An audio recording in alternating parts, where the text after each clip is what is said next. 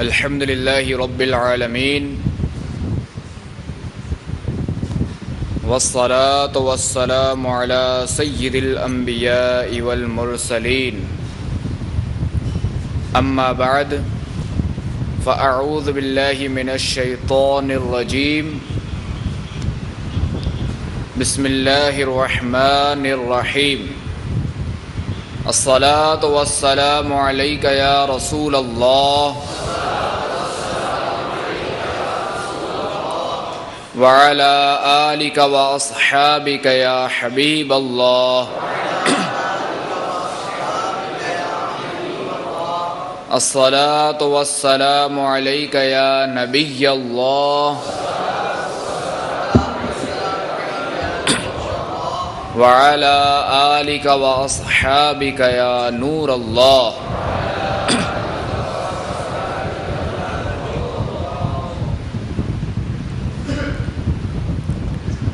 رسول اللہ صلی اللہ تعالی علیہ وآلہ وسلم کا فرمان رحمت نشان ہے۔ قیامت کے روز اللہ تبارک و تعالی کے عرش کے سوا کوئی سایہ نہیں ہوگا۔ تین شخص اللہ تبارک و تعالی کے عرش کے سائے میں ہوں گے۔ عرض کی گئی وہ کون لوگ ہوں گے؟ ارشاد فرمایا وہ شخص جو میرے امتی کی پریشانی دور کرے، نمبر 2 میری سنت زندہ کرنے والا، اور نمبر 3 مجھ پر کثرت سے درود پڑھنے والا۔ صلو علی الحبیب صلی اللہ تعالی علی محمد وعلی آلہ وصحبہ وبارک وسلم۔ صلاۃ و سلاما علیک یا سیدی یا سیدی یا مکی یا مدنی یا عربی یا قرشی یا ہاشمی یا مطلبی یا رسول اللہ۔ میٹھے میٹھے اسلامی بھائیوں، آئیے بیان سے قبل جو ہے وہ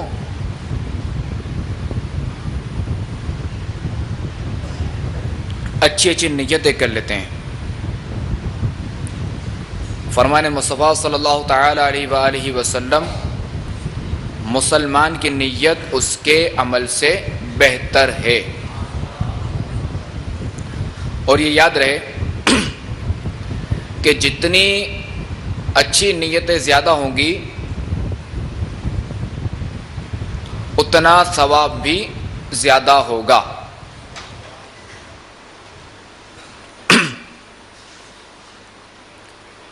تو نیت کیجئے کہ انشاءاللہ عز و جل نگاہ نیچی کی توجہ کے ساتھ بیان سنوں گا انشاءاللہ۔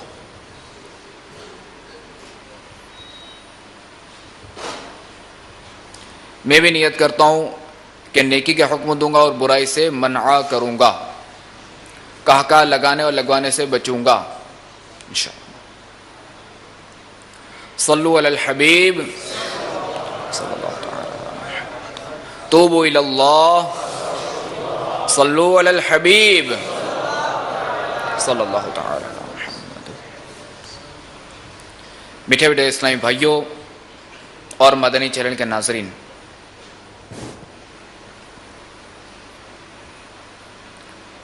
ماہ جمادی الاخری جاری ہے،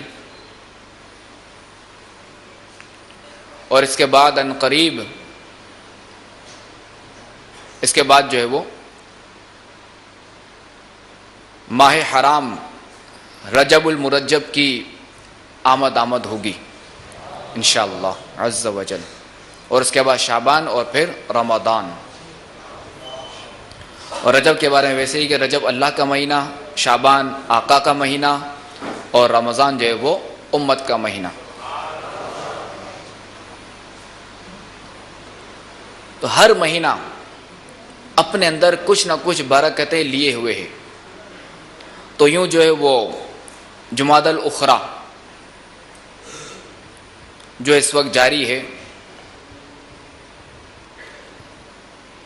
اس میں بھی کچھ نہ کچھ ایسے ایام ہیں جیسے کہ 22 جمادی الاخری خلیفۃ الرسول حضرت سیدنا ابو بکر صدیق رضی اللہ تعالی عنہ کا یوم ہے۔ 14 جمادی الاخری امام غزالی علیہ رحمۃ اللہ الواری کا یوم ہے۔ آج جو ہے وہ ہم خلیفۃ المسلمین حضرت سیدنا ابو بکر صدیق رضی اللہ تعالی عنہ کے حوالے سے کچھ سنیں گے انشاءاللہ عز و جل۔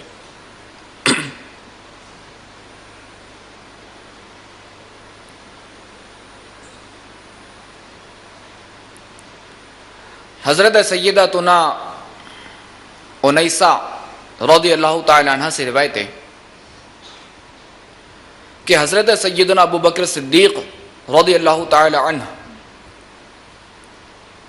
خلیفہ بننے کے 3 سال پہلے اور خلیفہ بننے کے 1 سال بعد بھی ہمارے پڑوس میں رہے۔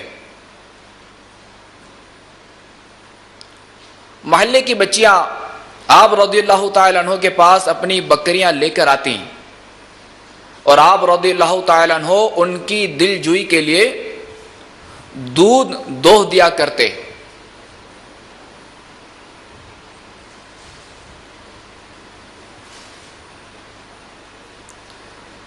حضرت سیدنا محمد بن سعد رضی اللہ تعالی عنہ بیان کرتے ہیں کہ جب آپ رضی اللہ تعالی عنہ کو خلیفہ بنایا گیا تو محلے کی ایک بچی آپ کے پاس آئی اور کہنے لگی اب تو آپ خلیفہ بن گئے ہیں، آپ ہمیں دودھ دو کر نہیں دیں گے؟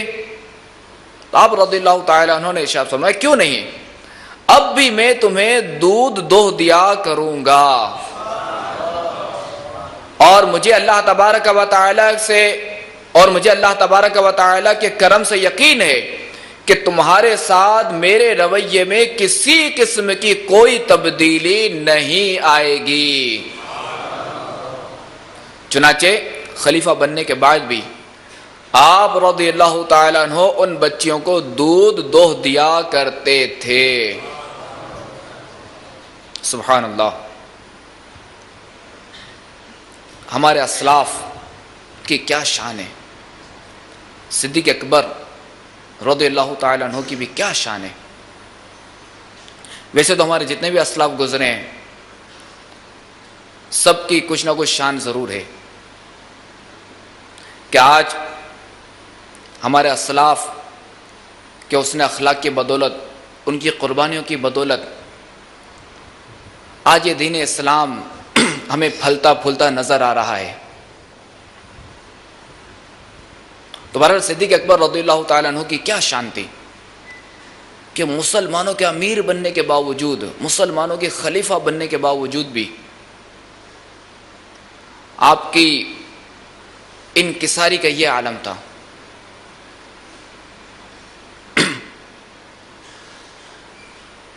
الحمدللہ عز و جل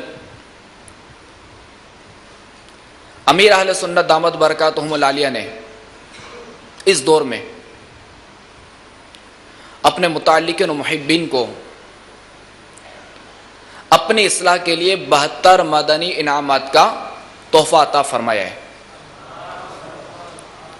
یہ اسلامی بھائیوں کے لیے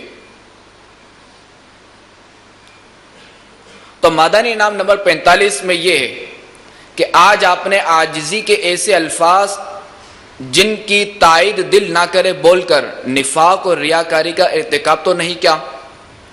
مثلا اس طرح کہنا کہ میں حقیر ہوں، کمینہ ہوں وغیرہ، جبکہ دل میں خود کو حقیر نہ سمجھتا ہو۔ اور ایک اور مقام پر اور ایک اور مدنی انعام یہ بھی ہے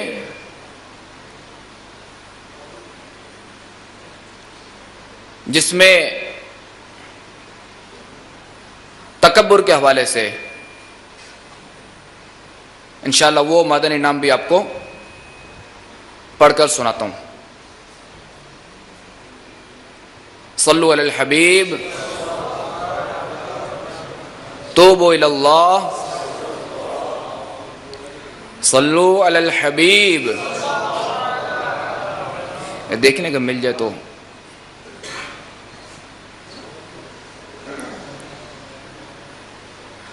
مدنی انعام نمبر جو ہے وہ 38. کیا آج آپ جھوٹ، غیبت، چغلی، حسد، تکبر اور وعدہ خلافی سے بچنے میں کامیاب ہوئے؟ اب چونکہ میں نے صدیق اکبر رضی اللہ تعالیٰ عنہ کی ابھی جو ہے نا وہ عاجزی انکساری والا میں نے آپ کو واقعہ سنایا. تو ابھی ہم لیتے ہیں تکبر اور انکساری کو، اس پہ ہم کلام کرتے ہیں.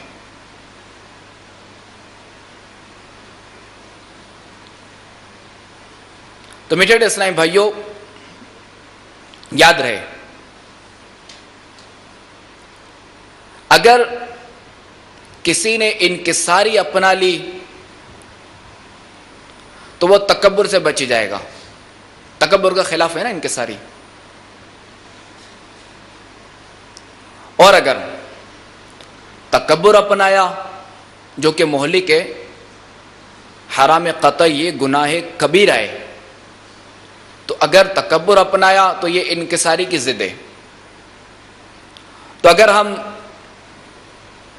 مدنی انعامات پر عمل کرتے ہوئے ان دو مدنی انعامات کو، ایک تو یہ کہ ہمیں تکبر سے بچنا ہے اور ایک ہے انکساری، تو اگر ہم مدنی انعامات پر عمل کریں گے تو انشاءاللہ عز و جل اس مہلک مرض سے بچ جائیں گے، تکبر.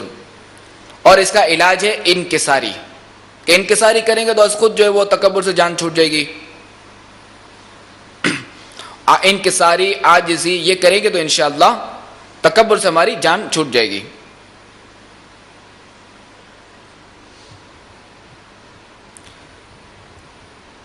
فرمان مصطفیٰ صلی اللہ تعالی علیہ وآلہ وسلم، تواضع یعنی عاجزی اختیار کرو اور مسکینوں کے ساتھ بیٹھا کرو، اللہ تبارک و تعالی کے بڑے مرتبے والے بندے بن جاؤ گے اور تکبر سے بھی بری ہو جاؤ گے.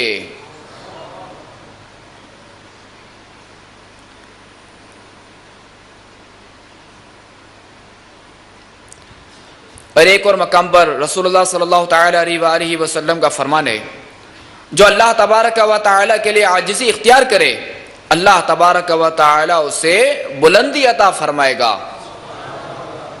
بس وہ خود کو کمزور سمجھے گا مگر لوگوں کی نظروں میں عظیم ہوگا، اور جو تکبر کرے اللہ تعالیٰ اسے ذلیل کر دے گا.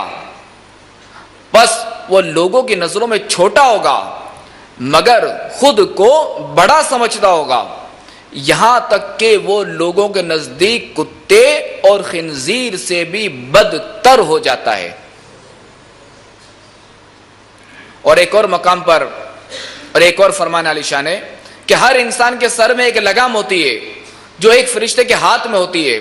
جب بندہ تواضع کرتا ہے تو اس لگام کے ذریعے اسے بلندی عطا کی جاتی ہے، اور فرشتہ کہتا ہے بلند ہو جا، اللہ تعالیٰ تجھے بلند فرمائے.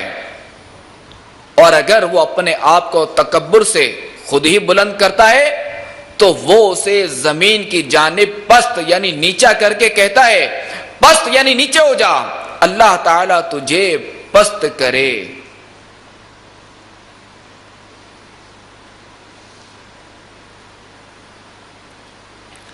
حضرت سیدنا امام حسن بصری علیہ رحمت اللہ القوی اس قدر منکسر المزاج تھے کہ ہر فرد کو اپنے سے بہتر تصور کرتے، یعنی ہر فرد کو اپنے سے اچھا تصور فرماتے آپ. اس کا سبب یہ ہوا کہ ایک دن دریائے دجلہ پر کسی حبشی کو کسی عورت کے ساتھ اس طرح شراب نوشی میں مبتلا دیکھا کہ شراب کی بوتل اس کے سامنے تھی. اس وقت آپ کو یہ تصور ہوا کہ کیا یہ بھی مجھ سے بہتر ہو سکتا ہے، کیونکہ یہ تو شرابی ہے.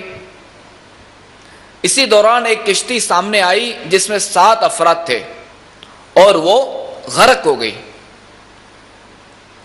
یہ دیکھ کر وہ حبشی جب وہ پانی میں کود گیا اور 6 افراد کو ایک ایک کر کے اس نے نکالا. پھر اس حبشی نے آپ سے عرض کی کہ آپ صرف ایک ہی کی جان بچا لیں. میں تو یہ امتحان لے رہا تھا کہ آپ کی چشم باطن کھلی ہوئی یا نہیں. اور یہ عورت جو میرے پاس ہے میری والدہ ہے اور اس بوتل میں سادہ پانی ہے.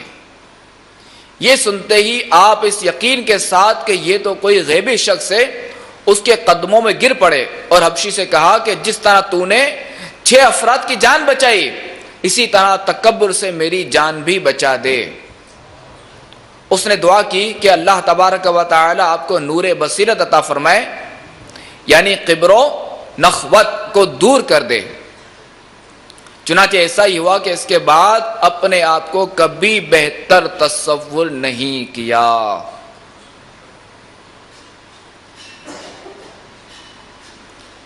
حضرت سیدنا حسن رضی اللہ تعالیٰ عنہ فرماتے ہیں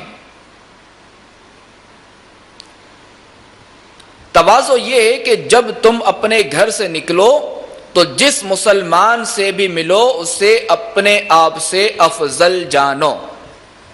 یعنی امام حسن رضی اللہ تعالیٰ عنہ کیا فرماتے ہیں کہ تواضع کیا ہے؟ تواضع یہ ہے کہ جب تم اپنے گھر سے نکلو تو جس مسلمان سے بھی ملو اسے اپنے آپ سے افضل جانو.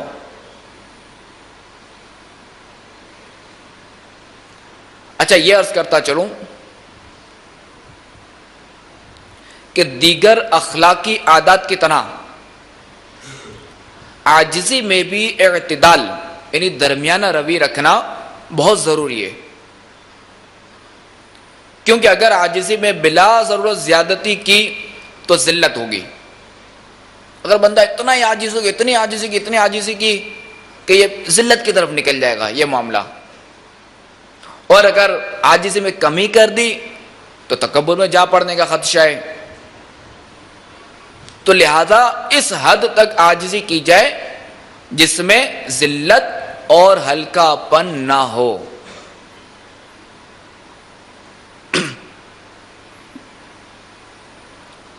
اور تکبر سے بچنے کا ایک اور طریقہ بھی ہے کہ ہر مسلمان کو چاہے امیر ہو یا غریب، بڑا ہو یا چھوٹا، سیٹ ہو یا ملازم، افسر ہو یا محکوم، جو بھی مسلمان ہو اس سے سلام میں پہل کرنی چاہیے.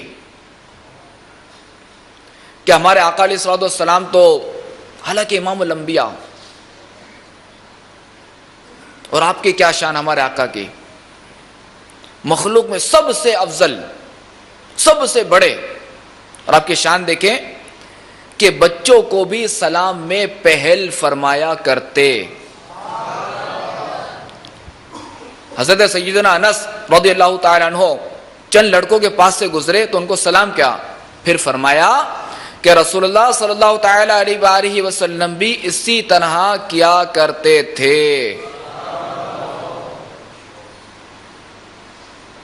تو میٹھے اسلام بھائی اور مدنی چینل کے ناظرین، دیکھا آپ نے کہ ہمارے آقا مدینے والے مصطفیٰ صلی اللہ تعالی علیہ وآلہ وسلم حالانکہ 2 عالم کے مالک و مختار ہیں اللہ تعالیٰ کی عطا سے، کس قدر منکسر المزاج ہیں کہ چھوٹوں کو بھی سلام میں پہل کیا کرتے ہیں. تو ہمیں بھی چاہیے کہ ہم بھی سلام میں پہل کریں، چاہے چھوٹا ہو یا بڑا. سامنے والے کے سلام کرنے کا انتظار نہ کریں، پہل کر دیں. تیری سادگی پہ لاکھوں، تیری عاجزی پہ لاکھوں، ہو سلام عاجزانہ مدنی مدینے والے. تیری سادگی پہ لاکھوں، تیری عاجزی پہ لاکھوں، تیری سادگی پہ لاکھوں، تیری عاجزی پہ لاکھوں، ہو سلام عاجزانہ، ہو سلام عاجزانہ مدنی مدینے والے، مدنی مدینے والے. مدنی مدینے والے۔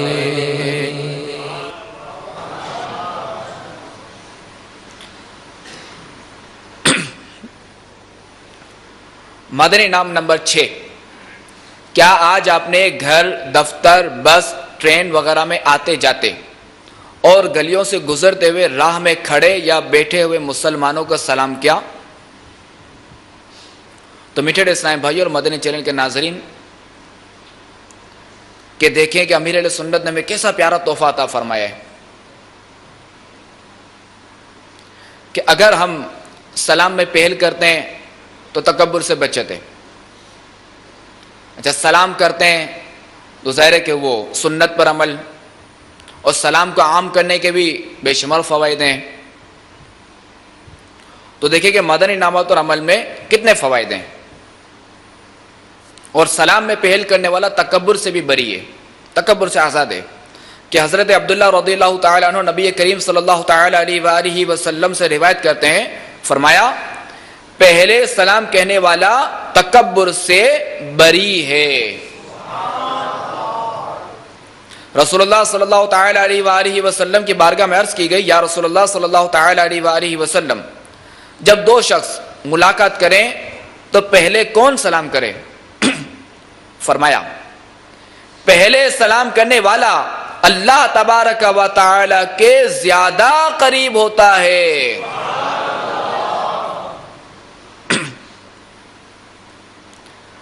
حضرت علامہ مولانا سید ایوب علی علیہ رحمۃ اللہ القوی کا بیان ہے کہ کوہ بھوالی سے میری طلبی فرمائی جاتی ہے، میں باہمراہی شہزادہ اصغر حضور مفتی اعظم ہند حضرت مولانا مولوی شاہ محمد مصطفیٰ رضا خان رحمۃ اللہ تعالی علیہ بعد مغرب وہاں پہنچتا ہوں۔ شہزادہ ممدوح اندر مکان میں جاتے ہوئے یہ فرماتے ہیں، ابھی حضور کو آپ کے آنے کی اطلاع کرتا ہوں، مگر باوجود اس آگاہی کے کہ حضور یعنی امام اہل سنت امام احمد رضا خان تشریف لانے والے ہیں، تقدیم سلام سرکار یعنی سلام میں پہل ہی فرماتے ہیں۔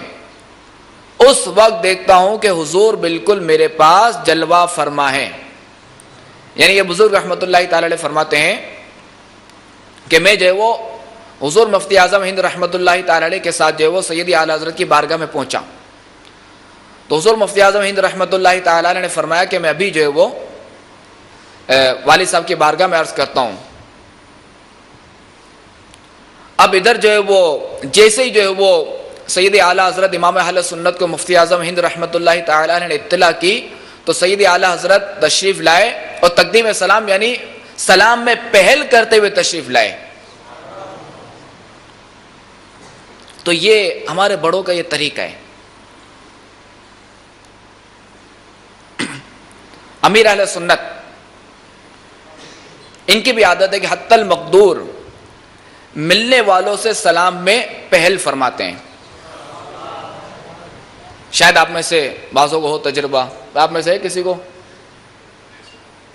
تو الحمدللہ عز و جل امیر اہل سنت کے جنہوں نے دعوت اسلامی کے یہ باغ لگایا ہے، تو ان کی بھی الحمدللہ یہی عادت ہے کہ سلام میں پہل فرماتے ہیں۔ کئی بار مجھے بھی اس کا تجربہ ہوا ہے الحمدللہ کہ سلام میں پہل امیر اہل سنت۔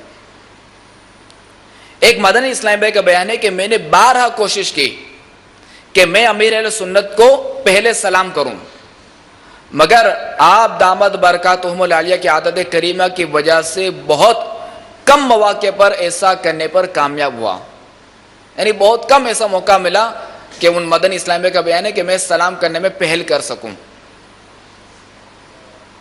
تو میٹھے اسلام بھائیو، نیت کیجئے کہ انشاءاللہ عز و جل ہم مدنی انعامات پر عمل کرتے ہوئے سلام کو عام کریں گے، بلکہ یہ نیت کریں کہ ہم سلام کو عام کریں گے اور مدنی انعامات پر عمل کریں گے تو انشاءاللہ عز و جل اس کی برکت سے ہمیں آسانی ملے گی، کیونکہ روزانہ جب ہم فکر مدینہ کریں گے نا تو انشاءاللہ اس کی برکت سے یہ عبارت ہمارے سامنے جو روزانہ گزرے گی کہ کیا آج آپ نے آتے جاتے جو ہے وہ سلام کیا مسلمانوں کو، تو جب یہ عبارت بار بار گزرے گی نا تو اب ہمارا یوں ذہن بھی بنتا جائے گا، کیونکہ جس عبارت کو بار بار دیکھا جائے، جس چیز کو بار بار دیکھا جائے تو وہ چیز ذہنوں میں قرار پکڑ جاتی ہے، وہ چیز نقش ہو جاتی ہے۔ صلو علی الحبیب صلی اللہ تعالی علی محمد وعلی آلہ وصحبہ وبارک وسلم صلاۃ و سلاما علیک یا رسول اللہ۔ اچھا، تو میں عرض کر رہا تھا صدیق اکبر رضی اللہ تعالیٰ عنہ کی انکساری کے حوالے سے، اور اس میں جو وہ مدنی انعامات نمبر 45 بھی آیا تھا کہ جس کے تحت جو وہ کچھ تکبر کے حوالے سے کلام اور کچھ جو ہے وہ عاجزی کے حوالے سے۔ اچھا، مدنی انعامات 45 میں یہ بھی ہے کہ نفاق اور ریاکاری، تو یہ عرض کر دوں کہ کبھی بھی ایسی عاجزی نہ کی جائے کہ جس میں نفاق ہو، یعنی اندر کیا ہو اور باہر کیا ہو، تو ایسا کلام نہیں کرنا چاہیے۔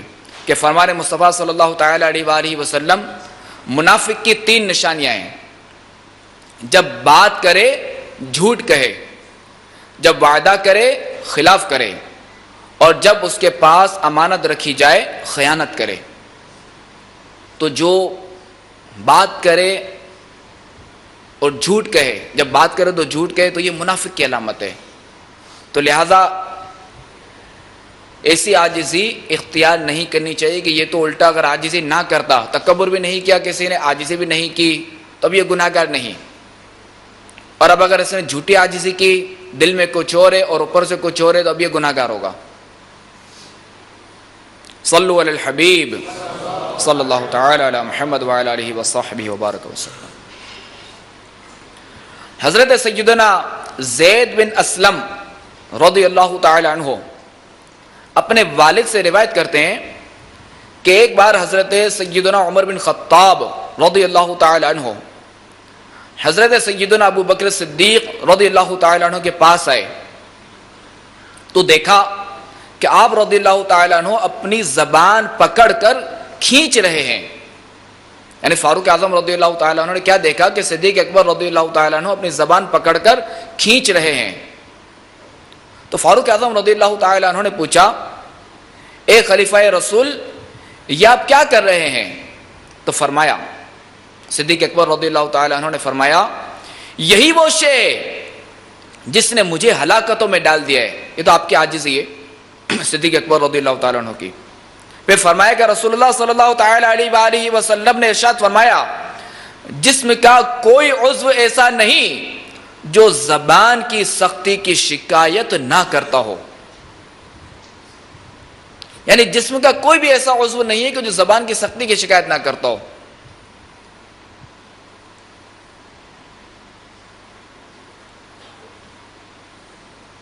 اور احیاء العلوم کا خلاصہ صفحہ نمبر 234 پر ہے۔ یہ جو وہ اپنے دعوت اسلامی کے اشاعتی ادارے مکتبۃ المدینہ کی مطبوعہ کتاب ہے جو کہ 415 صفحات پر مشتمل ہے، اس کا نام ہے احیاء العلوم کا خلاصہ۔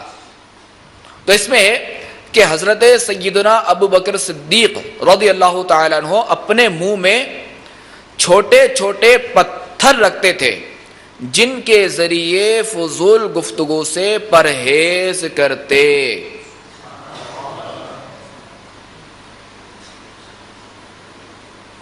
میٹھے اسلامی بھائیوں، صدیق اکبر رضی اللہ تعالیٰ عنہ کی کیا شان تھی۔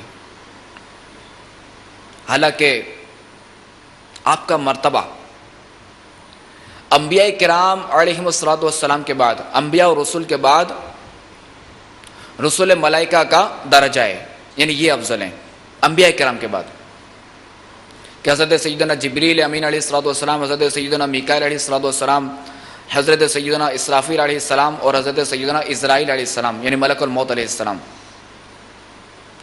پھر جو ہے وہ حاملان عرش جو فرشتے ان کا، اور پھر اس کے بعد جو ہے وہ حضرت سیدنا صدیق اکبر رضی اللہ تعالیٰ عنہ مخلوق میں سب سے افضل ہیں۔ اور ان کی عاجزی دیکھیں، ان کی انکساری دیکھیں، ان کی شان دیکھیں، ان کی احتیاطیں دیکھیں، ان کا تقوی دیکھیں کہ آپ رضی اللہ تعالیٰ عنہ اپنے منہ میں پتھر رکھتے کہ جن کے ذریعے فضول گفتگو سے پرہیز کرتے۔ کاش ہمیں بھی فضول گفتگو سے بچنا نصیب ہو جائے، اور صدیق اکبر رضی اللہ تعالیٰ عنہ کی یہ ادا کرنا نصیب ہو جائے. اور یہ ادا کرنا ممکن ہے کہ الحمدللہ عز و جل دعوت اسلامی کا مدنی ماحول اس ادا میں بھی معاونت کرتا ہے، اس ادا میں بھی مدد کرتا ہے کہ چونکہ امیر اہل سنت نے جو ہے وہ ہمیں جو مدنی انعامات کا جو وہ 72 مدنی انعامات کا جو گلدستہ عطا فرمایا ہے، تو اس میں جو ہے وہ یہ نام بھی ہے، صلو علی الحبیب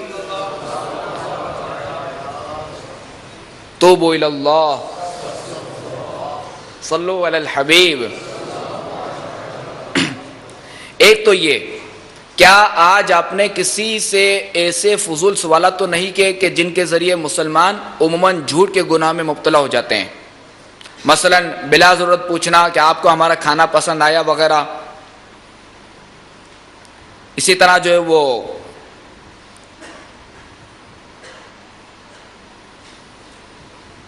صلو علی الحبیب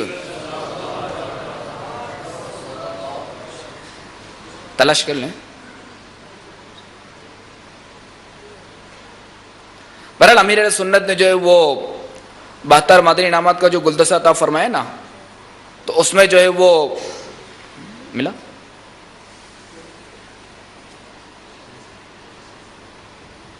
کون سا نمبر؟ ایک تو یہ کہ امیر اہل سنت دامت برکاتہم العالیہ نے یوم کفل مدینہ عطا فرمایا ہے. یوم کفل مدینہ کیا ہے؟ کہ ہر مدنی ماہ کی پہلی پیر شریف، چونکہ پہلی پیر جو ہے، ہر پیر شریف جو ہے وہ کہ ہمارے آقا صلی اللہ تعالی علیہ وآلہ وسلم کی ولادت مبارک جو ہے وہ پیر شریف کے دن ہوئی تھی نا. اور خود ہمارے آقا کا فرمان ہے کہ میں جو ہے وہ روزہ رکھ کر اپنا یوم ولادت مناتا ہوں. تو الحمدللہ عز و جل روزے کی بھی ترکیب ہوتی ہے مدنی ماحول میں ہر پیر شریف کی. مدنی انعامات میں یہ بھی انشاءاللہ اس پہ بھی کلام ہوگا انشاءاللہ وقت ملا تو. بہرحال یہ مدنی انعام نمبر 46. کیا آج آپ نے زبان کا قفل مدینہ لگاتے ہوئے فضول گوئی سے بچنے کی عادت ڈالنے کے لیے کچھ نہ کچھ اشارے سے اور کم از کم 4 بار لکھ کر گفتگو کی؟ تو دیکھیں گے الحمدللہ عز و جل امیر اہل سنت نے ہمیں کیسا جو ہے نا وہ 72 مدنی انعامات کا گلدستہ عطا فرمایا ہے کہ اس میں جو ہے وہ فضول گفتگو سے بچنے کے لیے لکھ کر گفتگو کرنے کا ذہن دیا جاتا ہے اور کچھ نہ کچھ اشارے سے. تو اگر ہم مدنی انعامات پر عمل کریں گے تو انشاءاللہ عز و جل کئی برائیوں سے بچ جائیں گے اور کئی اچھائیاں جو نا ہمارے اندر آ جائیں گی انشاءاللہ، اور اچھے کام کرنے میں ہمیں آسانی بھی ہوگی. اور جو سنت صدیق اکبر اپنانا چاہے تو وہ بھی اپنا سکتا ہے کہ وہ اپنے آپ کو فضول گفتگو سے بچانے کے لیے اچھی نیت کے ساتھ اگر منہ میں پتھر رکھتا ہے تو اس پہ بھی ثواب ہے. تو آئیے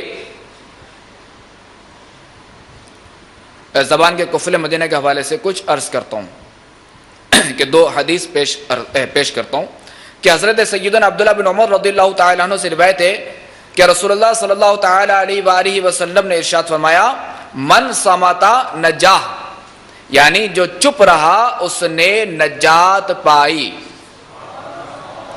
اور حضرت سیدنا عمران بن حسین رضی اللہ تعالیٰ عنہ سے روایت ہے کہ رسول اللہ صلی اللہ تعالیٰ علیہ وآلہ وسلم نے ارشاد فرمایا خاموشی پر قائم رہنا 60 سال کی عبادت سے بہتر ہے. جو میٹھے اسلام بھائیوں اور مدنی چینل کے ناظرین، ہر وقت زبان کا قفل مدینہ لگانے کی کوشش کیجیے. یہ قفل مدینہ جو وہ دعوت اسلامی کی اصطلاح میں جو ہے وہ فضول گفتگو سے بچنے کو زبان کا قفل مدینہ کہا جاتا ہے. اور مزید یہ کہ اگر کوئی ہم سے الجھے یا ہمیں کوئی برا بھلا کہے تو اس وقت بھی خاموش ہی رہیے کہ اسی میں عافیت ہے. اگرچہ کہ شیطان وسوسہ ڈالے کہ تم بھی اسے جواب دو، ورنہ لوگ کہیں گے بھائی یہ تو بزدل ہے، جواب نہیں دیا، کیوں جواب نہیں دیا؟ کہ بھائی تو بزدل ہے اس لیے اس نے جواب نہیں دیا۔ تو بہرحال اس وقت ہمیں خاموش رہنا چاہیے، کوئی جتنا ہی برا بلا کہے۔ اور سیدنا صدیق اکبر رضی اللہ تعالیٰ عنہ کے اس واقعے پر غور فرمائیے کہ جس سے آپ کو اندازہ ہوگا کہ دوسرے کو برا بھلا کہتے وقت خاموش رہنے والا کس قدر رحمت الہی کے قریب ہوتا ہے۔ چنانچہ کسی شخص نے رسول اللہ صلی اللہ تعالی علیہ وآلہ وسلم کی موجودگی میں حضرت سیدنا ابو بکر صدیق رضی اللہ تعالی عنہ کو برا بلا کہا۔ جب اس شخص نے بہت زیادتی کی تو صدیق اکبر رضی اللہ تعالی عنہ نے اس کی بعض باتوں کا جواب دیا، حالانکہ آپ رضی اللہ تعالی عنہ کی جوابی کاروائی معصیت سے پاک تھی، یعنی گناہ سے پاک تھی، مگر سرکار نامدار صلی اللہ تعالی علیہ وآلہ وسلم وہاں سے اٹھ گئے۔ سیدنا صدیق اکبر رضی اللہ تعالی عنہ رسول اللہ صلی اللہ تعالی علیہ وآلہ وسلم کے پیچھے پہنچے، عرض کی یا رسول اللہ صلی اللہ تعالی علیہ وآلہ وسلم وہ مجھے برا کہتا رہا، آپ تشریف فرما رہے، یعنی جب تک وہ مجھے برا بلا کہتا رہا آپ اس وقت تشریف فرما رہے، جب میں نے اس کی بات کا جواب دیا تو آپ اٹھ گئے اور تشریف لے گئے۔ تو فرمایا رسول اللہ صلی اللہ تعالی علیہ وآلہ وسلم نے کہ تمہارے ساتھ فرشتہ تھا جو اس کا جواب دے رہا تھا، مگر جب تم نے خود اسے جواب دینا شروع کیا تو شیطان درمیان میں آ کودا۔ تو میٹھے اسلامی بھائیو، واقعی اسی میں عافیت ہے کہ ہم جو وہ مادانی انعامات پر عمل کریں اور مادانی انعامات پر عمل کرتے ہوئے زبان کا قفل مدینہ لگاتے ہوئے اپنے آپ کو فضول گوئی سے بچنے کی عادت ڈالیں۔ میں فالتو باتوں سے رہوں دور ہمیشہ، میں فالتو باتوں سے رہوں دور ہمیشہ، چپ رہنے کا اللہ سلیقہ تو سکھا دے، چپ رہنے کا اللہ سلیقہ تو سکھا، میں جھوٹ نہ بولوں کبھی گالی نہ نکالو، میں جھوٹ نہ بولوں کبھی گالی نہ نکالو، اللہ مرض سے تو گناہوں کے شفا دے،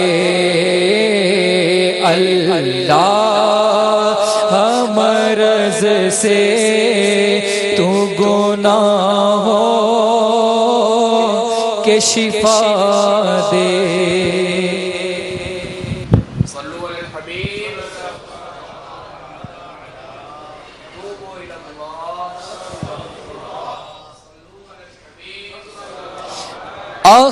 اخلاق ہو اچھے میرا کردار ہو ستھرا،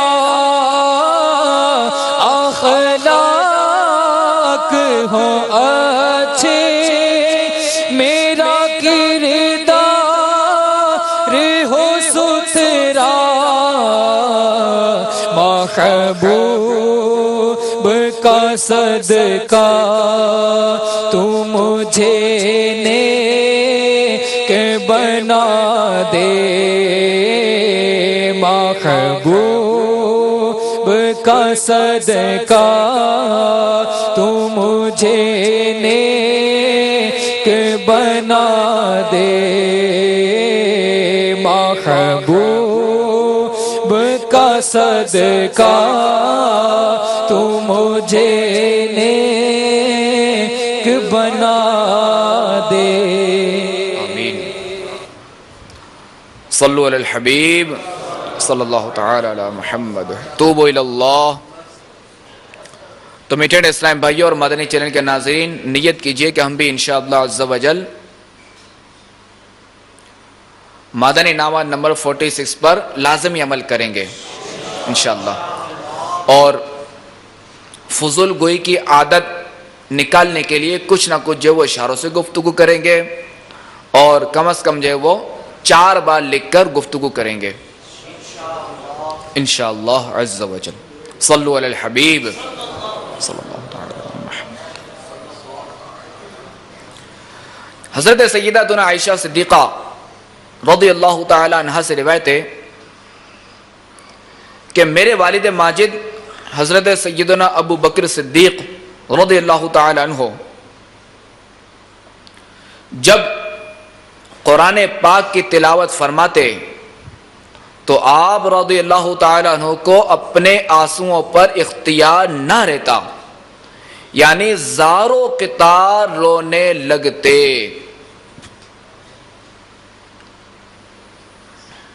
میٹھے میٹھے اسلامی بھائیوں اور مدنی چینل کے ناظرین، یاد رہے کہ تلاوت قرآن کرتے وقت رونا یہ کار ثواب ہے، اور تلاوت قرآن کرتے وقت رونا جو نا یہ مستحب ہے، کہ فرمان مصطفیٰ صلی اللہ تعالی علیہ وآلہ وسلم قرآن پاک کی تلاوت کرتے ہوئے رو، اگر رو نہ سکو تو رونے کی سی شکل بناؤ۔ عطا کر مجھے ایسی رقت خدایا، عطا کر مجھے ایسی رقت خدایا، کروں روتے روتے تلاوت خدایا۔ صلو علی الحبیب صلی اللہ تعالی علی محمد وعلی آلہ وصحبہ وبارک وسلم۔ تو 72 مدنی انعامات کا جو گلدستہ ہے، تو اس میں جو وہ تلاوت قرآن پاک کے حوالے سے بھی انعامات ہیں۔ ایک مدنی انعام نمبر 21، کیا آج آپ نے کنز ایمان سے کم از کم 3 آیات مع ترجمہ و تفسیر تلاوت کرنے یا سننے کی سعادت حاصل کی؟ یہ تو یومیہ مدنی انعام ہے، اور ایک سالانہ مدنی انعام ہے۔ چونکہ ہر مدنی انعام، یہ عرض کر دوں کہ 72 مدنی انعام، اب کسی کو یہ نہ ہو کہ 72 مدنی انعام یہ روزانہ 72 سوالات کون حل کرے گا؟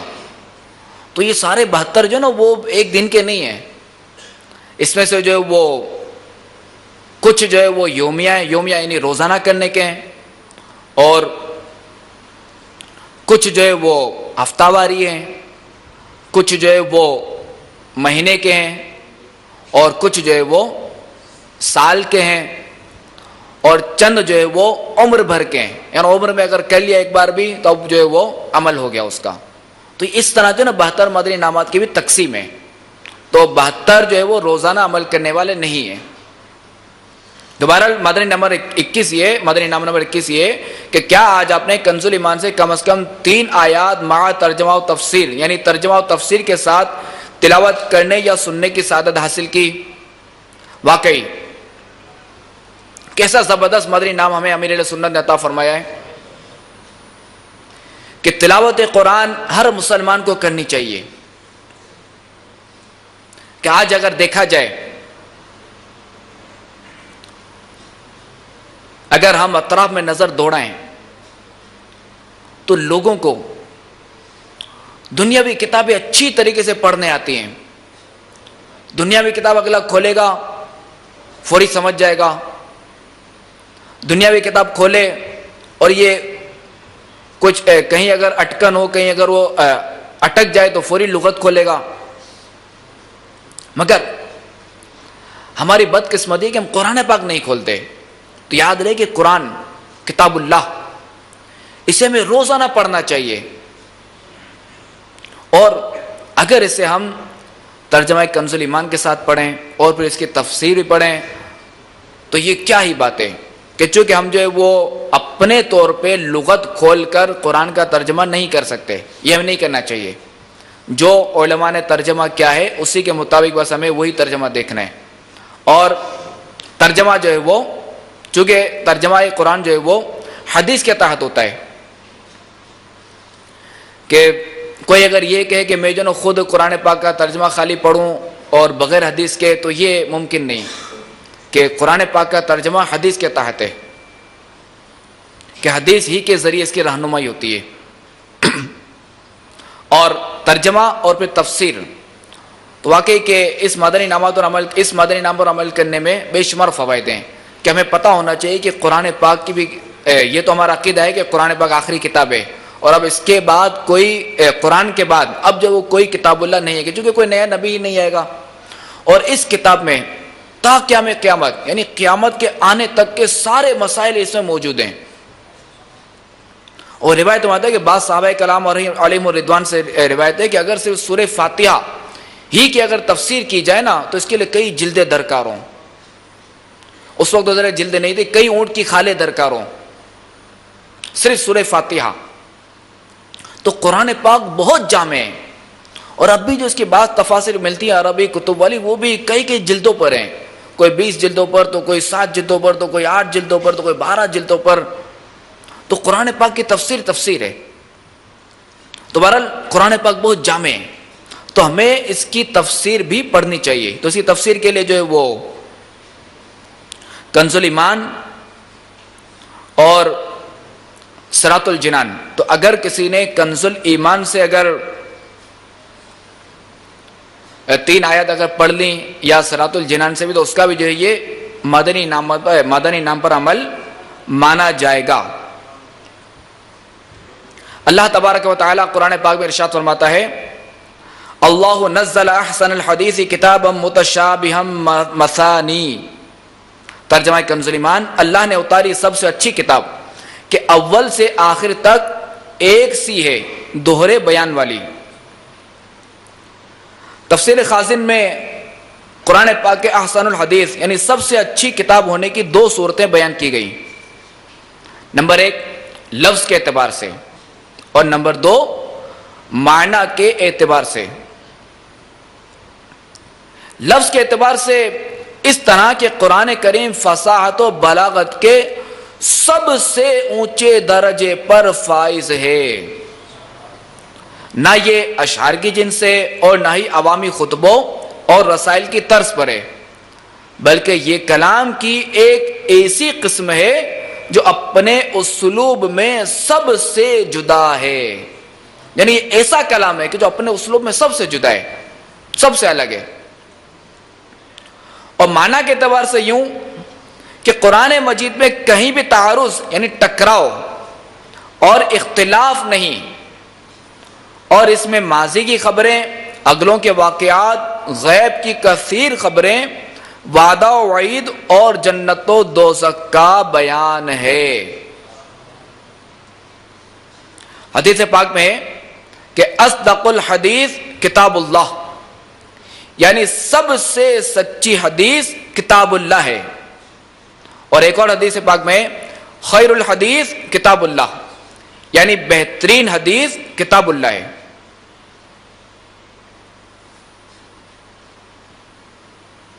مفسر شہیر حکیم الامت مفتی احمد یار خان نعیمی رحمۃ اللہ تعالی علیہ اس حدیث پاک کے تحت لکھتے ہیں کہ حدیث کے معنی مطلقاً بات اور کلام کے، یعنی جب بھی حدیث ہے نا، حدیث کا مطلقاً معنی جو ہے وہ بات کرنا اور کلام ہے، لہذا اس معنی سے قرآن بھی حدیث ہے اور لوگوں کے کلام بھی، مگر اصطلاح میں صرف حضور کے فرمان اور کام کو حدیث کہا جاتا ہے.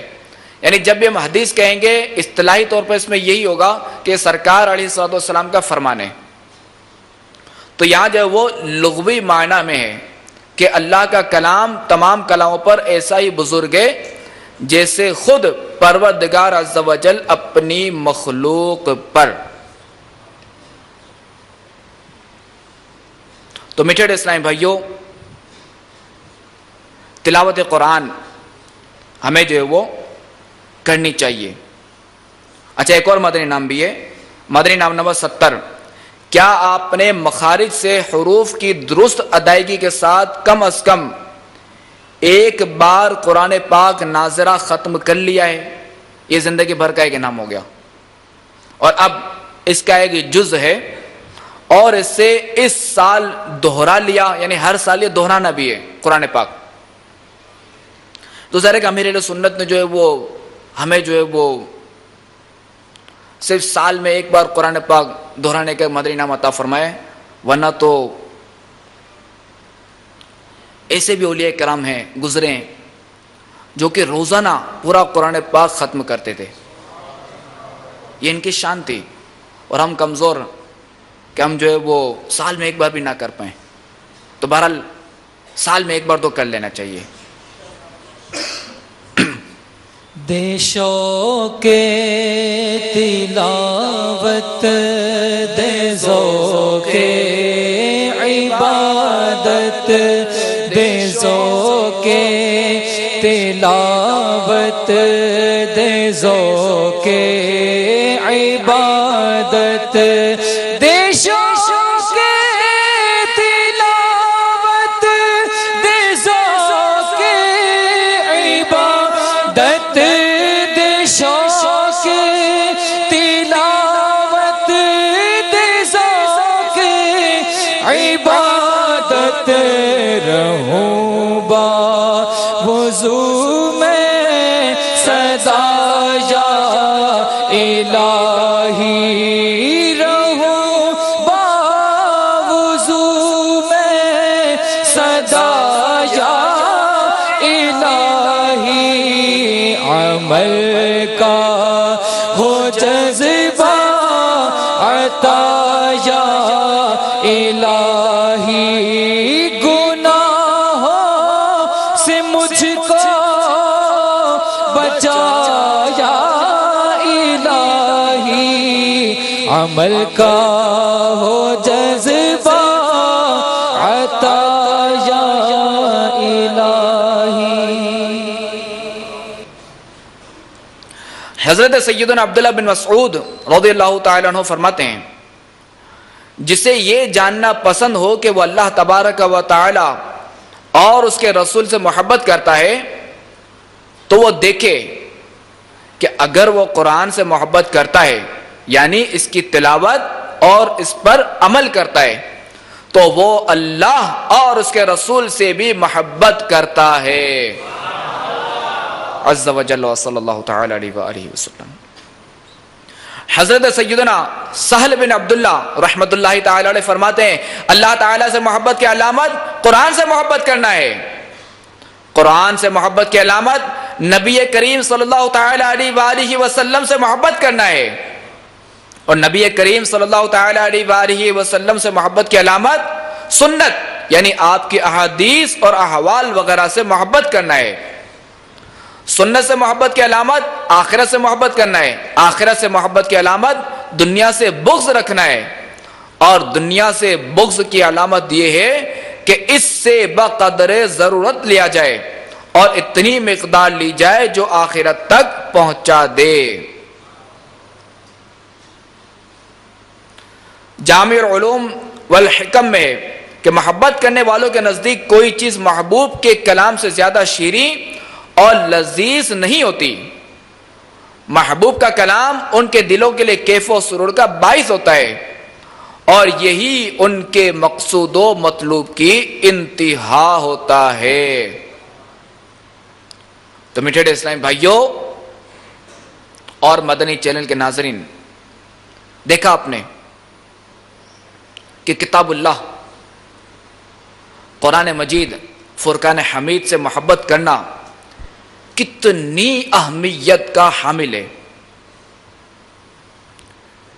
کہ قرآن کریم سے محبت کو اللہ تبارک و تعالی اور اس کے رسول صلی اللہ تعالی علیہ وآلہ وسلم سے محبت کی علامت قرار دیا جا رہا ہے۔ اور قرآن پاک سے محبت کی علامت کیا ہے؟ اس کی تلاوت کے ساتھ ساتھ اس پر عمل کرنا بھی ہے۔ تو میٹھے اسلام بھائیوں اور مدنی چینل کے ناظرین، تلاوت قرآن اپنا معمول بنائیے اور اس کی محبت میں مزید دل بڑھانے کے لیے اس کا ترجمہ بھی پڑھیں، اس کی تفسیر بھی پڑھیں، مگر کنز الایمان اور تفسیر جو ہے وہ خزائن العرفان یا صراط الجنان۔ تو انشاءاللہ عز و جل جب اس مدنی نام یعنی 21 مدنی نام نمبر 21 پر عمل کریں گے تو انشاءاللہ عز و جل جو ہے وہ اس کی برکت سے ہم قرآن سے مزید محبت بڑھے گی انشاءاللہ عز و جل، کیونکہ جو مسلمان ہے اس کو قرآن سے محبت ہے، اس کا قرآن پر ایمان ہے، اور جس کا قرآن پر ایمان ہی نہیں تو وہ مسلمان کہاں سے ہوا؟ کنز الایمان، اے خدا میں کاش روزانہ پڑھوں، پڑھ کے تفسیر اس کی پھر اس پر عمل کرتا رہوں۔ صلو علی الحبیب صلی اللہ تعالی علی محمد وعلی آلہ وصحبہ وبارک وسلم، صلاۃ و سلاما علیک یا رسول اللہ۔ تو میٹھے اسلام بھائیوں، ہمارے بیان کا موضوع تھا صدیق اکبر رضی اللہ تعالی عنہ کی سیرت، اور پھر اس کے ضمن میں جو ہے وہ مدنی انعامات جو آتے رہے تو ان کا بھی تذکرہ ہوتا گیا، چونکہ امیر اہل سنت دامت برکاتہم العالیہ نے جو ہمیں مدنی انعامات عطا فرمائے ہیں تو وہ ظاہر ہے کہ عین قرآن و سنت سے جو ہے وہ ان کا کوئی ٹکراؤ نہیں ہے، اور یہ ہمارے بزرگوں کا طریقہ ہے، جو بھی جو جیسے قرآن پاک کی تلاوت کرنا، عاجز و انکساری کرنا، یہ معاملات وغیرہ۔ حضرت سیدنا ابو بکر بن حفص رضی اللہ تعالیٰ عنہ فرماتے ہیں کہ مجھے خبر ملی کہ حضرت سیدنا ابو بکر صدیق رضی اللہ تعالیٰ عنہ گرمیوں میں نفلی روزے رکھتے اور سردیوں میں چھوڑ دیتے تھے۔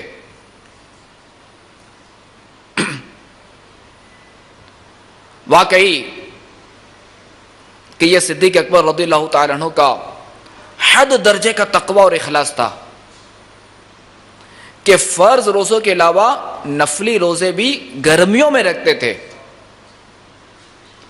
اور آج ہم اگر اپنی حالت پہ غور کریں تو نفل روزے تو دور کی باتیں، فرض روزے سردیوں میں آئیں تو ان میں بھی جو ہمیں بہت مشقت ہوتی ہے، حالانکہ ہمارے یہاں جو ہے وہ عموماً سردیوں میں دن جو وہ چھوٹے ہوتے ہیں اور رات جو وہ بڑی ہوتی ہے، یعنی جو ہمیں روزہ رکھنا ہے دن میں وہ دن چھوٹا ہوتا ہے سردیوں میں، اور رات جو ہے وہ بڑی ہوتی ہے۔ اور دوسرا ہے کہ سردیوں میں پیاس بھی کم لگتی ہے، جبکہ گرمیوں میں دن طویل ہوتے ہیں اور راتیں جو وہ بہت چھوٹی ہوتی ہے۔ یہ ہمارے یہاں، چونکہ ہر جگہ کا یہ رواج نہیں ہے، ہر جگہ یہ نہیں ہے کہ چونکہ جو بھی علاقے خط استوا پر ہے نا تو وہاں جو ہے وہ دن اور رات ایک ہی ہوتے ہیں، یعنی وہ تبدیل نہیں ہوتے، اس میں اتنی مائنر سی تبدیلی آتی ہے۔ جیسے سیلون لے لیں، سری لنکا، یہاں جو ہے وہ دن بھی سال بھر میں یکساں رہتا ہے، چاہے سردی ہو یا گرمی، اور رات بھی جو یکساں رہتی ہے، یعنی برابر رہتی ہے چاہے سردی ہو یا گرمی۔ جبکہ ہمارے یہاں ملک پاکستان میں جو ہے وہ سردیوں میں جو دن چھوٹے ہو جاتے ہیں اور رات بڑی، اور گرمیوں میں جو دن بڑے ہو جاتے ہیں اور رات چھوٹی۔ اسی طرح ہمارے جو شمالی علاقہ جاتے ہیں، جیسے آپ یہاں سے مرکز الاولیاء چلے جائیں تو یہاں جو ہے وہ یہاں روزہ جو ہے وہ باب المدینہ کے مقابلے میں جو وہ 1 گھنٹہ زیادہ ہوتا ہے گرمیوں میں، یعنی دن جو ہے وہ اور بڑا ہوتا ہے۔ مگر اسی طرح سردیوں میں جو رات بھی باب المدینہ کے مقابلے میں زیادہ بڑی ہوتی ہے، جیسا کہ 6:30 بجے عشاء ہو جاتی ہے۔ تو بہرحال میں ہمارے یہاں کی بات کر رہا ہوں کہ ہمارے یہاں سردیوں میں بھی روزے جو کہ فرض روزے ہیں وہ بھی اس میں ہمیں مشقت ہوتی ہے، آزمائش ہوتی ہے۔ قربان جائیے صدیق اکبر پر۔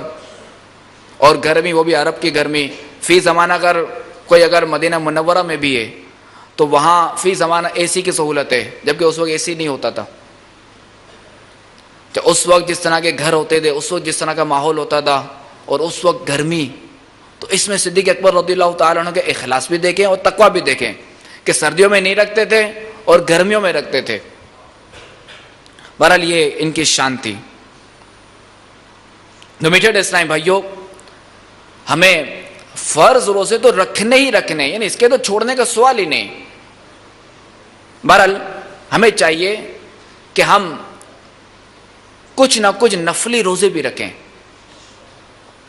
کہ جیسا کہ ہمارے آقا علیہ الصلوۃ والسلام پیر شریف جو اپنا یوم ولادت مناتے اور اس طرح کہ روزہ رکھ کر مناتے.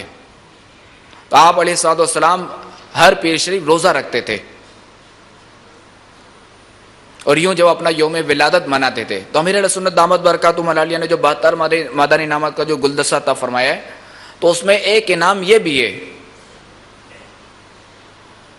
ہفتہ واری مدنی انعام ہے کہ کیا آپ نے اس ہفتے یعنی پیر شریف یا رہ جانے کی صورت میں کسی بھی دن کا روزہ رکھا، نیز اس ہفتے میں کم از کم ایک دن کھانے میں جو شریف کی روٹی تناول فرمائی، یعنی کھائی جو شریف کی روٹی. تو یہ دیکھیں کہ امیر سنت نے ہمیں کیسا مدنی انعام ہمیں عطا فرمایا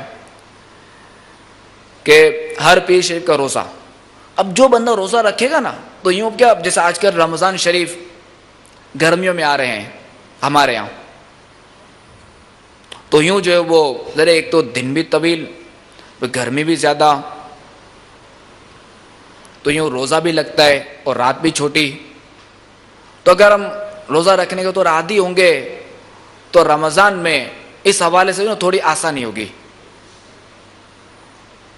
تو بہرحال یہ تو یاد رہے کہ یہ ذہن میں رہے، افضل الاعمال احمذھا، کہ افضل عمل وہ ہے کہ جس میں زحمت زیادہ ہو.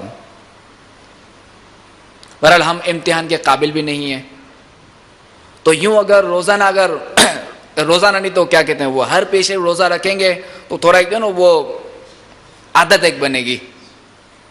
اور دوسرا یہ کہ ہر پیشے روزہ رکھیں گے، ایک یاد رمضان بھی کہ رمضان میں روزہ فرض ہے، اور یہ ایک یاد رمضان کی نیت سے بھی روزہ رکھا جا سکتا ہے. دوسرا یہ کہ وہ کہ ہمارے آقا علیہ الصلوۃ والسلام کی سنت بھی پیر شریف روزہ رکھنا. بلکہ دعوت اسلامی کے مدری ماحول میں تو رمضان اس کو تو روزہ ہے ہی فرض، اس کا تو سوال ہی نہیں ہے چھوڑنے کا. بلکہ بعض اسلامی بھائی، کئی اسلامی بھائی، بے شمار بھی کہہ سکتے ہیں، بے شمار اسلامی بھائی جو ہے وہ رجب المرجب اور شعبان المعظم کا پورا مہینہ روزہ رکھتے ہیں، یعنی رجب اور شعبان کے بھی روزے رکھتے ہیں. رجب جو وہ ماہ حرام ہے، اس کے اپنے ہی فضائل ہیں اس میں روزے رکھنے کے، اور شعبان جو آقا کا مہینہ، اور اس میں جو وہ اعمال نامے بھی تبدیل ہوتے ہیں جو 15ویں شب آتی ہے، اور پھر رمضان جس کے روزے فرض ہیں. تو یوں تینوں ماہ کے کنٹینیو روزہ رکھتے ہیں، چاہے سردی ہو یا گرمی. الحمدللہ عز و جل دعوت اسلامی کے مدنی ماحول میں بے شمار اسلامی بھائی اس طرح روزے رکھتے ہیں. تو آپ کم از کم 3 ماہ نہیں رکھ سکتے، یہ رجب و شعبان کا نہیں رکھ سکتے، کم از کم ہر پیر شریف رکھ لیا کریں. تو نیت کیجئے انشاءاللہ ہم ہر پیر شریف روزہ رکھیں گے انشاءاللہ، اور اس مدنی انعامات پر عمل بھی کریں گے. اور اللہ تبارک و تعالی ہمیں روزے کی برکت سے محشر کی گرمی سے بچائے، روزے میں پیاس برداشت کرنے کی برکت سے ہمیں ساقی کوثر کے ہاتھوں جام نصیب فرمائے. یا الہی گرمی یہ محشر سے جب بھڑ کے بدن، یا الہی گرمی یہ محشر سے جب بھڑ کے بدن، سامنے محبوب کی ٹھنڈی ہوا کا ساتھ ہو، دامن محبوب کی ٹھنڈی ہوا کا ساتھ ہو. یا الہی جب زبان باہر آئے پیاس سے، یا الہی زبان باہر آئے پیاس سے صاحب کوثر شہ جود و عطا کا ساتھ ہو اللہ صاحب کوثر شہ جود و عطا کا ساتھ ہو یا الہی سرد موہری پر ہو جب خورشید حش یا الہی سرد موہری پر ہو جب خورشید حش سید بے سایہ کے ظل لیوا کا ساتھ ہو سید بے سایہ کے ظل لیوا کا ساتھ ہو آمین بجاہ النبی الامین صلی اللہ تعالی علیہ وآلہ وسلم صلو علی الحبیب صلی اللہ تعالی علی محمد وعلی آلہ وصحبہ وبارک وسلم۔ حجت الاسلام حضرت سیدنا امام محمد غزالی علیہ رحمت اللہ الوالی فرماتے ہیں پیٹ بھر کر کھانے سے عبادت کی حلاوت مفقود یعنی مٹھاس غائب ہو جاتی ہے، یعنی عبادت کی مٹھاس یہ غائب ہو جاتی ہے پیٹ بھر کر کھانے سے۔ حضرت سیدنا ابوبکر صدیق رضی اللہ تعالی عنہ نے فرمایا میں جب سے مسلمان ہوا ہوں کبھی پیٹ بھر کر نہیں کھایا تاکہ عبادت کی حلاوت یعنی مٹھاس نصیب ہو، اور جب سے میں مسلمان ہوا ہوں دیدار الہی کے جام پینے کے شوق میں کبھی سیر ہو کر نہیں پیا۔ سبحان اللہ، کیا ان کی شان تھی۔ بھوک کی اور پیاس کی مولا مجھے سوغات دے، یا الہی حشر میں دیدار کی خیرات دے۔ تو میٹھے اسلامی بھائیوں، مدنی نمبر 58 نمبر جو مدنی نام ہے اس پر عمل کرنا ہے، روزہ بھی رکھنا ہے اور جو شریف کی روٹی بھی کھانی ہے ہفتے میں ایک دن، اور ظاہر نصیب یہ بھی کہ بھوک سے کم کھانے کی عادت بنائیں تو کیا ہی بات ہے۔ صلو علی الحبیب صلی اللہ تعالی علی محمد وعلی آلہ وصحبہ وبارک وسلم۔ حضرت سیدنا ابو بکر صدیق رضی اللہ تعالی عنہ خلیفۃ المسلمین تھے، اتنی بڑی شخصیت کے مالک تھے۔ آپ رضی اللہ تعالی عنہ نہایت ہی غمخوار بھی تھے، اور قلبی طور پر اس قدر رحم دل اور حساس تھے کہ کسی مسلمان کو بڑی مصیبت تو کجا چھوٹی سی تکلیف میں دیکھنا بھی آپ رضی اللہ تعالی عنہ کو گوارا نہیں تھا۔ یہی وجہ ہے کہ آپ رضی اللہ تعالی عنہ نے کئی ایسے مسلمان غلاموں کو اپنی ذاتی رقم ادا کر کے آزاد کروایا جو اپنے آقا کے ہاتھوں ظلم و ستم کا نشانہ بنتے تھے۔ یعنی جب مسلمان ہوئے تو چونکہ وہ غلام تھے تو ان پر جب وہ ان کے آقا بہت ظلم و ستم، جو کفار آقا تھے، جو کافر آقا تھے، وہ بہت مظالم ڈھاتے تھے، بہت ان پر ظلم و ستم کرتے تھے۔ تو صدیق اکبر رضی اللہ تعالیٰ عنہ نے ایسوں کو، یعنی کئی ایسوں کو اپنی ذاتی رقم ادا کر کے، اپنی جیب سے رقم ادا کر کے انہیں آزاد کروایا ہے۔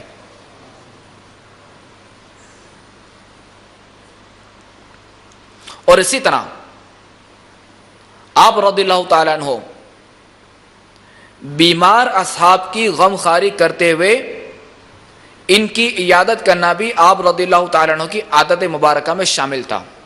یعنی آپ رضی اللہ تعالیٰ عنہ بیمار اصحاب کی عیادت بھی کرتے تھے اور یہ آپ کی عادت میں شامل تھا. آئیے صدیق اکبر رضی اللہ تعالیٰ عنہ کی، فاروق اعظم رضی اللہ تعالیٰ عنہ، حضرت سیدنا عثمان غنی رضی اللہ تعالیٰ عنہ اور حضرت سیدنا علی المرتضیٰ رضی اللہ تعالیٰ عنہ، یعنی یہ آپ تینوں اصحاب رضی اللہ تعالیٰ عنہ، صدیق اکبر رضی اللہ تعالیٰ عنہ، فاروق اعظم رضی اللہ تعالیٰ عنہ اور حضرت عثمان غنی رضی اللہ تعالیٰ عنہ، آپ تینوں جو ہے وہ حضرت علی رضی اللہ تعالیٰ عنہ کی عیادت کرنے تشریف لے گئے تھے. تو اس دوران ایک علمی مکالمہ ہوا جو کہ زبردست تھا اور نفیس و لطیف. تو یہ آپ کی بارگاہ میں پیش کرتا ہوں، اسے توجہ سے سنیے اور یہ دیکھیں کہ آپ علیہم رضوان کے آپس میں کتنا گہرا تعلق تھا، آپ چاروں کے درمیان کتنی گہری دوستی تھی اور آپس میں کتنی محبت تھی چاروں صحابہ کرام علیہم رضوان کے درمیان. ایک بار حضرت سیدنا علی المرتضیٰ شیر خدا کرم اللہ تعالی وجہہ الکریم بیمار ہو گئے. جب حضرت سیدنا صدیق اکبر رضی اللہ تعالیٰ عنہ کو معلوم ہوا تو آپ رضی اللہ تعالیٰ عنہ نے سیدنا فاروق اعظم رضی اللہ تعالیٰ عنہ اور سیدنا عثمان غنی رضی اللہ تعالیٰ عنہ دونوں سے ارشاد فرمایا کہ حضرت علی رضی اللہ تعالیٰ عنہ بیمار ہو گئے ہیں، ہمیں ان کی عیادت کے لیے ضرور جانا چاہیے. یہ سن کر حضرت فاروق اعظم رضی اللہ تعالیٰ عنہ اور حضرت عثمان غنی رضی اللہ تعالیٰ عنہ تیار ہو گئے. لہذا اب یہ تینوں حضرات حضرت علی کرم اللہ تعالی وجہہ الکریم کے گھر پہنچے.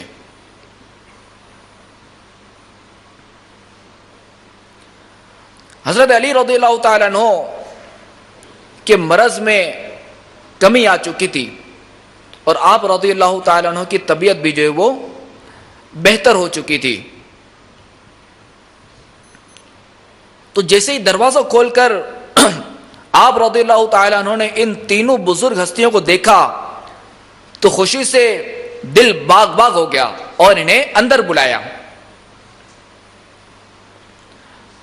تینوں مدنی مہمانوں کو دیکھ کر آپ رضی اللہ تعالیٰ عنہ کا دریائے سخاوت جوش میں آ گیا اور ان مبارک مہمانوں کی ضیافت کے لیے اندر تشریف لے گئے تاکہ کچھ کھانے کے لیے لائیں.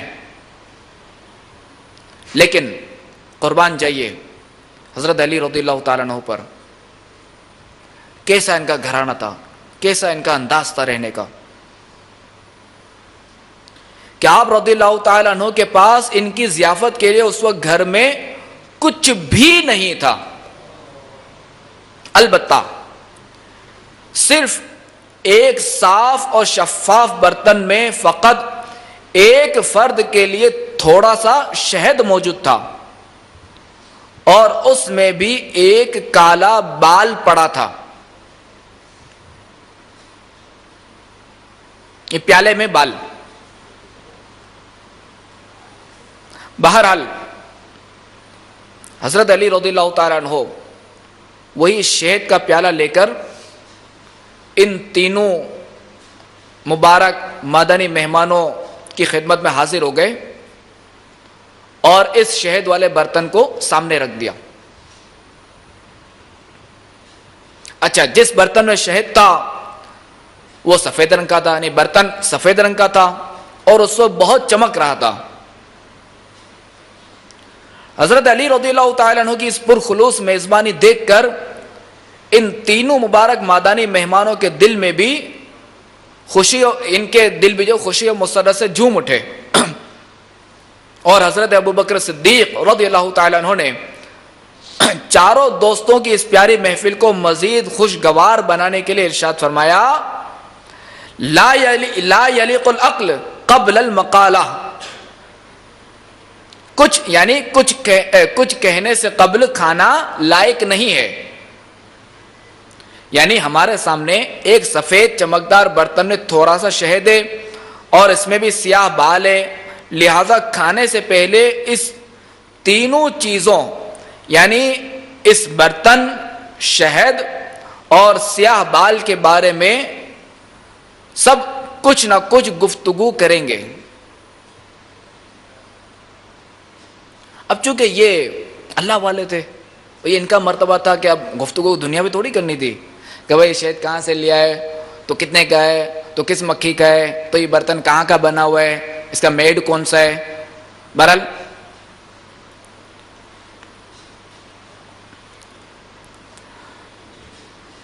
یہ ہوا، آپ رضی اللہ تعالیٰ عنہ نے فرمایا کہ سب جو ہے اس بارے میں کچھ نہ کچھ گفتگو کریں گے۔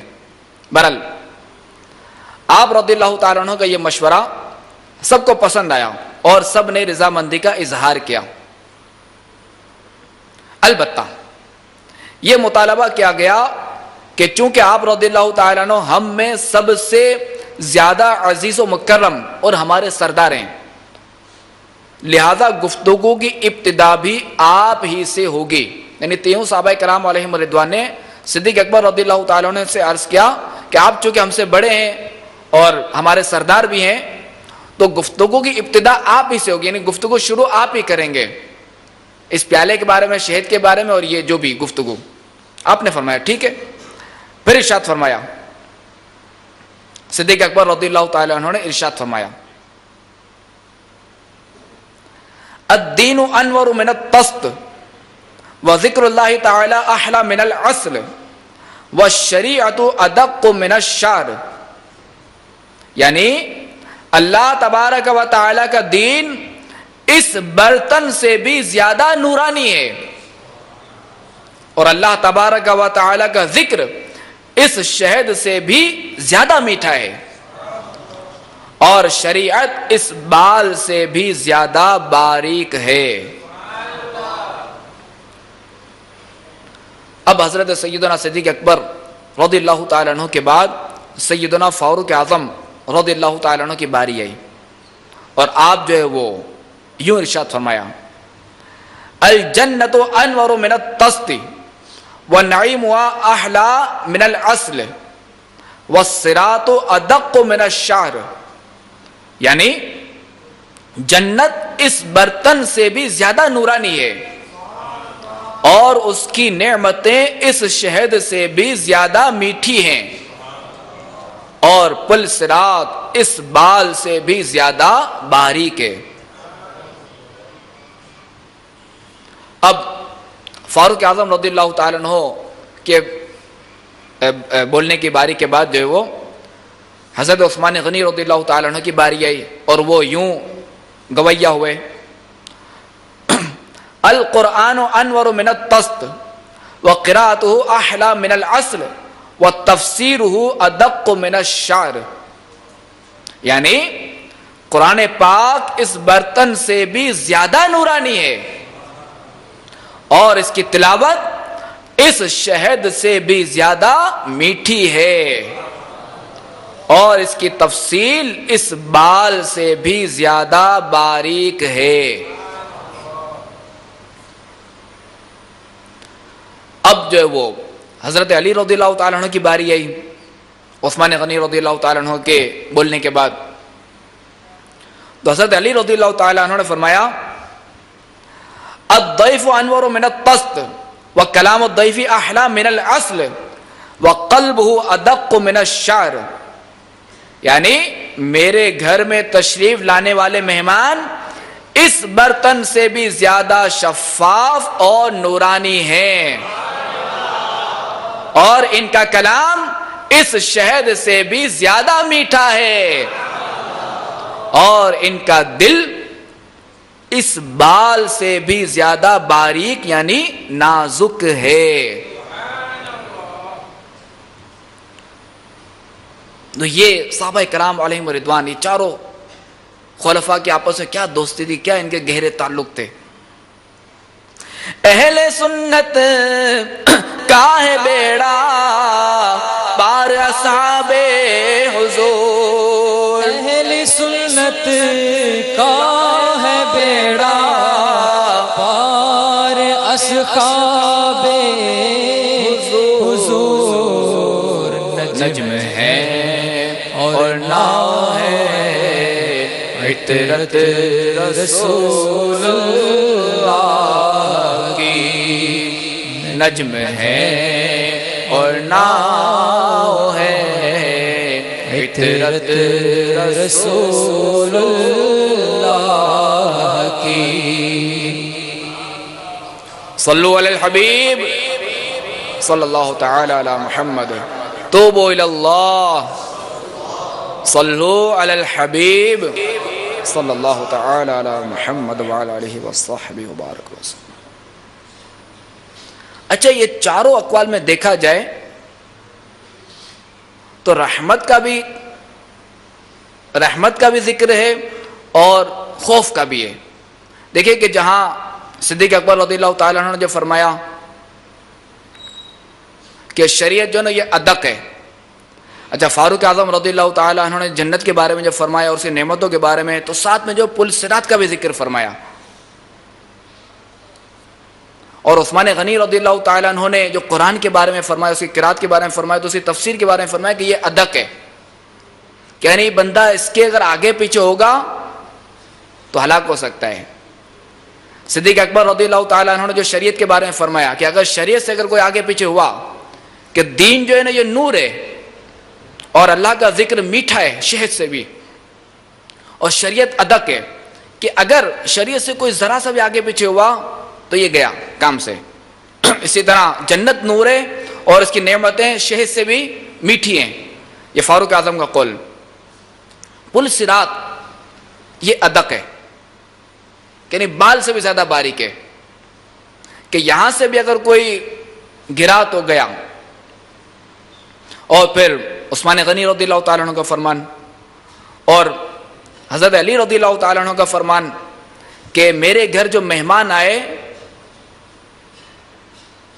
وہ اس برتن سے بھی زیادہ شفاف و نورانی ہے، اور ان کا کلام جو وہ شہد سے بھی میٹھا ہے، مگر ان کے دل اس بال سے بھی زیادہ باریک ہیں، یعنی حساس طبیعت۔ یعنی ایک مسلمان کا دل دکھانا، یعنی ایک مسلمان کو، یعنی یہ نہیں کہ کوئی ایسا جملہ کہہ دو تو وہ نہیں، مسلمان کا احترام کرنا ہے۔ یعنی یہ تینوں اصحاب ہیں، یہ بہت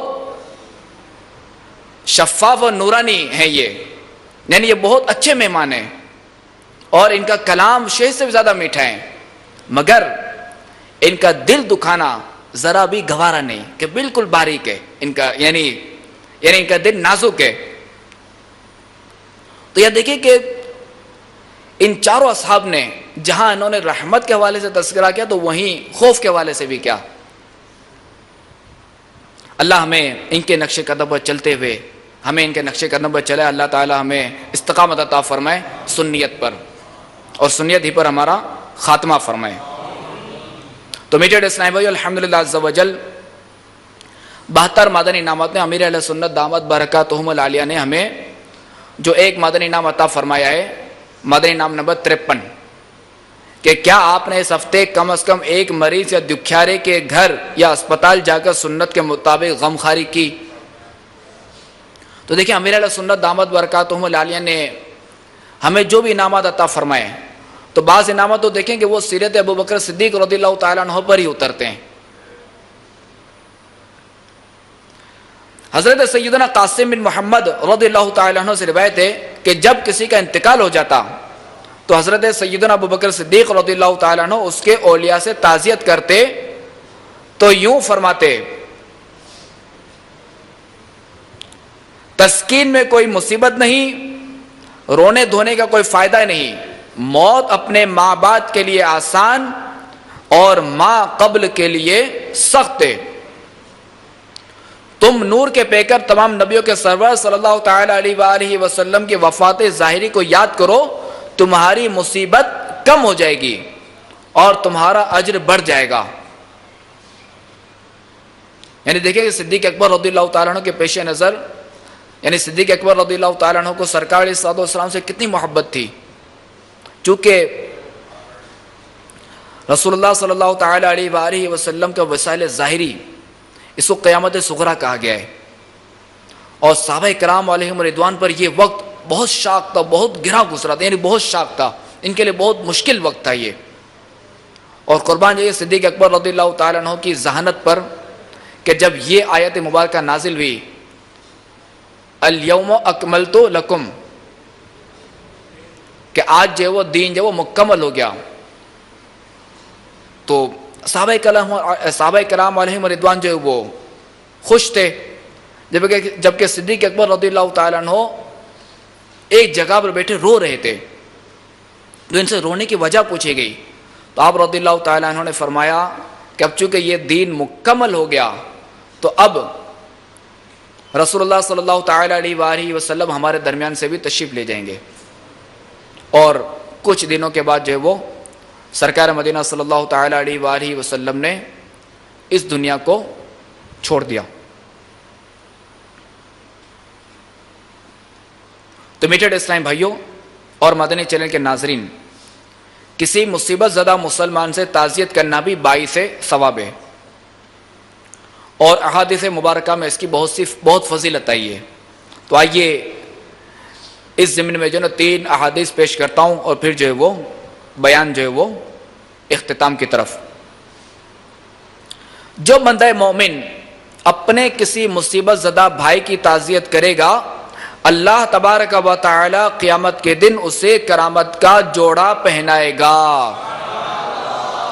حضرت سیدنا فضیل بن عیاض رحمت اللہ تعالی علیہ ارشاد فرماتے ہیں مجھے یہ خبر پہنچی ہے کہ حضرت سیدنا موسیٰ علی نبینا وعلیہ الصلوۃ والسلام نے بارگاہ رب العزت میں عرض کی، اے میرے رب عز و جل، وہ کون ہے جو تیرے عرش کے سائے میں ہوگا جس دن اس کے علاوہ کوئی سایہ نہ ہوگا؟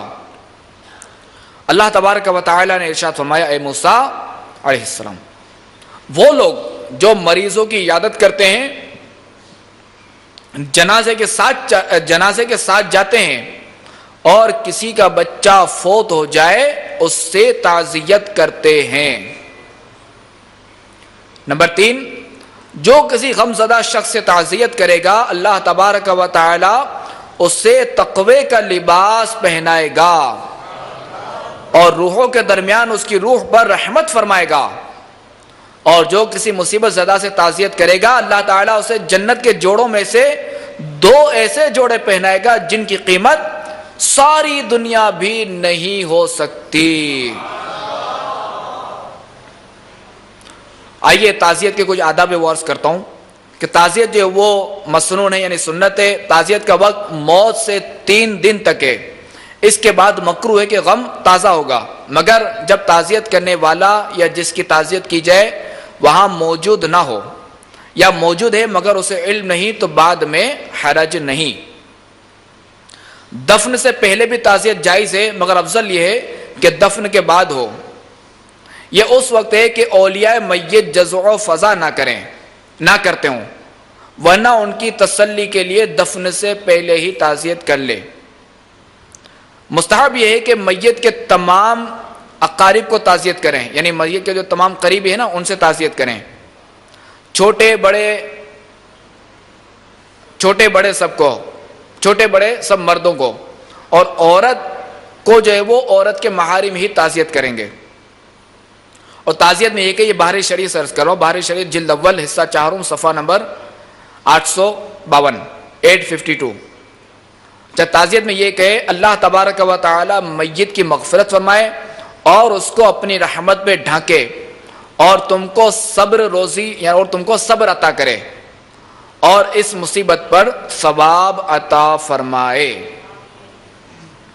صلو علی الحبیب صلی اللہ تعالی علی محمد وعلی آلہ وصحبہ وبارک وسلم. صلاۃ و سلاما علیک یا سیدی یا رسول اللہ. اللہ تبارک و تعالی ہمیں صحابہ کرام علیہم رضوان کے نقش قدم پر چلتے ہوئے ہمیں مزید برکت عطا فرمائے. اللہ تعالی ہمیں مادنی انعامات کا عامل بنائے، سنتوں کا پیکر بنائے. آمین بجاہ النبی الامین صلی اللہ تعالی علیہ وآلہ وسلم.